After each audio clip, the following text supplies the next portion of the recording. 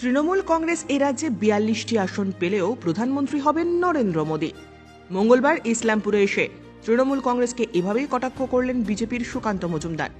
এদিন সুকান্তবাবু দিল্লির বৈঠক সেরে বিমানে বাগডোগরায় নামেন। শিলিগুড়ি থেকে ইটাহারে যাবার পথে ইসলামপুরে একটি হোটেলে দুপুরের মধ্যাহ্নভোজ সারেন। দুপুরের খাবার সেরে ইটাহারের উদ্দেশ্যে রওনা হওয়ার আগে সাংবাদিকদের প্রশ্নের জবাবে সুকান্তবাবু এই মন্তব্য করেন। তিনি বলেন, তৃণমূল কংগ্রেস এই রাজ্যে ৪২টি আসন পেলেও প্রধানমন্ত্রী কে হবেন? খাগড়ে না মমতা ব্যানার্জি? প্রধানমন্ত্রী হবেন নরেন্দ্র মোদী। চিন্তার কোনো কারণ নেই। রায়গঞ্জ কেন্দ্রে প্রার্থী নিয়ে তিনি বলেন, দল ঠিক সময় প্রার্থীর নাম ঘোষণা করবে।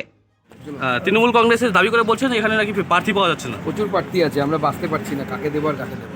এত প্রার্থী, এত লোক দাঁড়াতে চাই এখানে।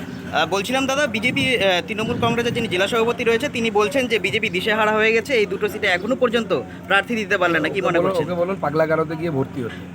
ও যদি তর্কের খাতিরে ধরে নিলাম যে এই সিটটা জিতবে, কি করবে? প্রধানমন্ত্রী কি হবে? খড়গে না মমতা ব্যানার্জি?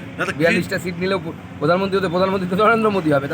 তবে বাজাবো আমরা, চিন্তা করছেন কেন? দাদা, কৃষ্ণ কল্যাণী বিজেপি থেকে এমএলএ হয়েছিল, এখন উনি তৃণমূলের মানে প্রার্থী হয়েছেন লোকসভা নির্বাচনে। কি বলবেন? কৃষ্ণ তো সেটা ঘুরে ঘুরে বেড়াচ্ছে, কখনো নিজের গ্রাম, কখনো অন্য জায়গায়। কৃষ্ণের তো জীবন দেখলেন, দেখতে পাবেন, কখনো দ্বারকাতে, কখনো মথুরাতে।